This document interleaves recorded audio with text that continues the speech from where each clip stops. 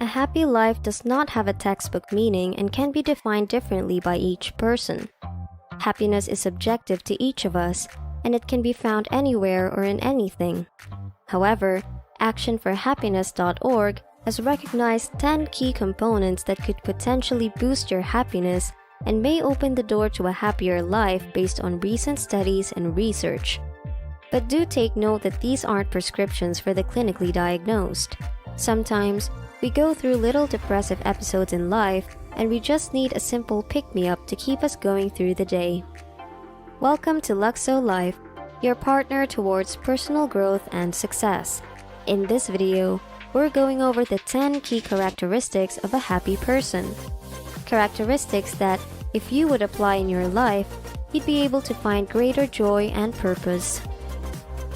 Remember the phrase, great dream. The acronym for our 10 tips, namely giving, relating, exercising, awareness, trying, direction, resilience, emotions, acceptance, and meaning. Giving. Doing things for others, or service, is one of the 5 universal love languages. A simple act of kindness can make someone stay. Maybe your friend needs help moving that couch to a different spot in her apartment, or your mom needs someone to peel the potatoes for the casserole, or a family member and relative needs extra hands to set up new furniture, or your friend just really wants a quick run with someone.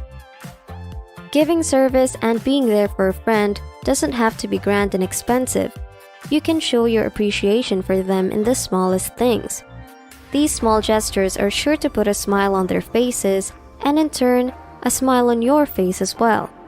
That sense of fulfillment knowing that you've helped someone out in need is priceless and irresistibly sensational. Of course, helping everyone at all times can be quite draining as well, so it is still up to you how and who you decide to help other people out because, in the end, this is supposed to impact you positively. Relating. Socializing and connecting with people is a natural activity that humans constantly seek. We are social creatures after all. To some, minimal socialization is required and sometimes no talking is necessary. Just being there for a friend in times of trouble and making your presence known is enough for them. For others, interacting with their crowd is what makes their heart racing. Do what works best for you. Maybe you have a small but tight-knit circle of friends and you don't need an entire party to cheer you up. Or you're someone who requires mounds of food and drinks to get the conversation going with your people. Either way, creating a connection and continuously working for that relationship to grow is one of the easier ways to keep ourselves happy. These people provide us with love and support that we cannot find anywhere else.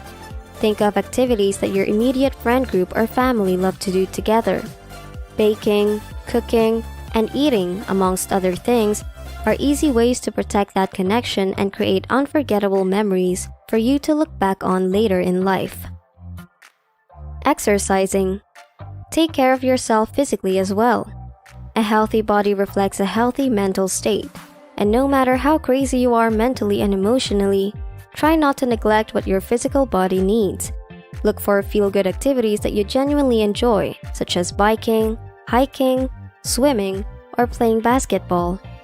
These hobbies don't cost you a lot normally, and they can be done with friends and family at any time. Besides exercising and working out, watch out for the food you put inside your body. It is important to feel good both on the inside and the outside. When we are going through episodes of depression, it is so tempting to just pop that Ben & Jerry's out of the freezer and go to town with it. And while there's nothing super wrong about that, you really should take into account how you're going to feel afterward. Will being bloated make you feel good? How about trying something refreshing and filling that won't make you purge your guts out afterward? A balanced meal is important to maintain a healthy physical state.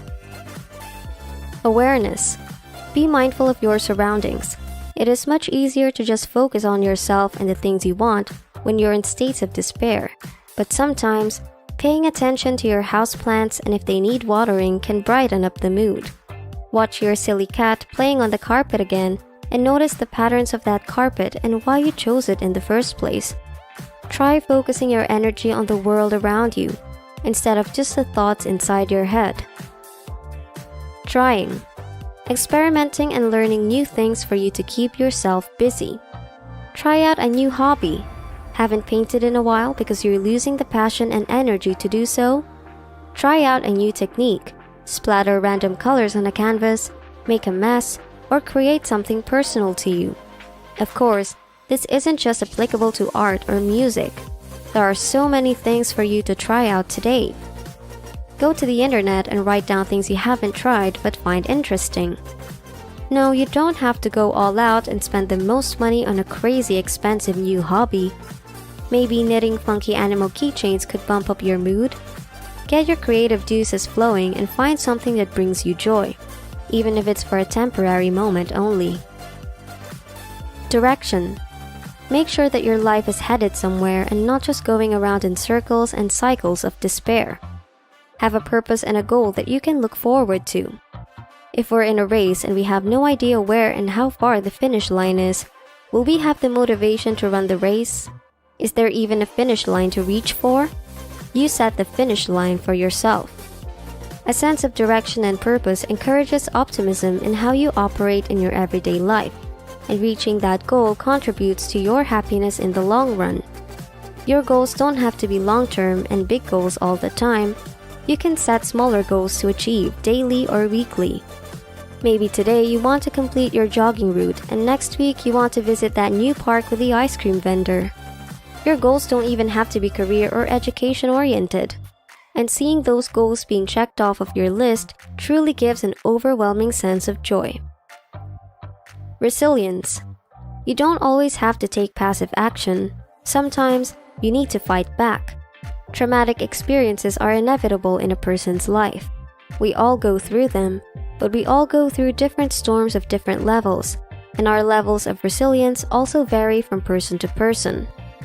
The fight that your friend is going through is not the same as the one you are currently battling, so you are in charge of finding ways to cope with what works for you. Sometimes we give and sometimes we fall. You don't have to be strong all the time, but you have to fight and keep going. Find your support groups, make a list of what makes life meaningful and worth living, find the joy of every day, and continue finding ways how to sucker punch those depressive episodes in the face.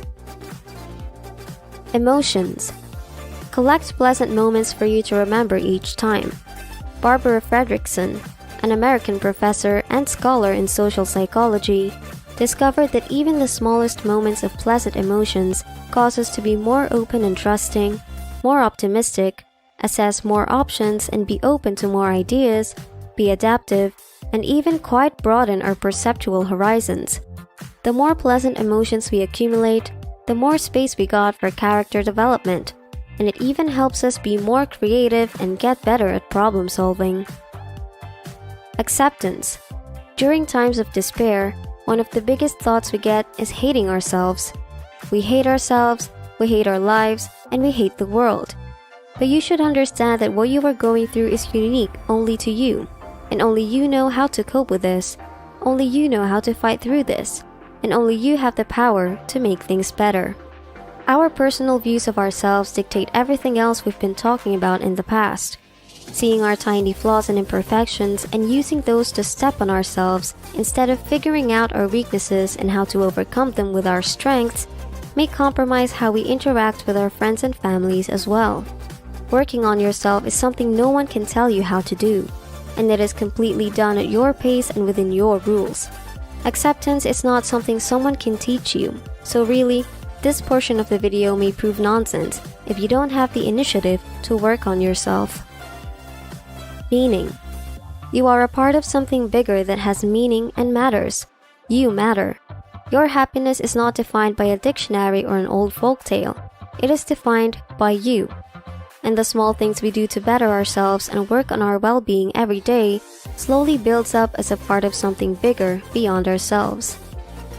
So which of these key characteristics do you think is the essence of happiness? What makes you happiest? We'd love to hear from you and we hope to see you again for the next video.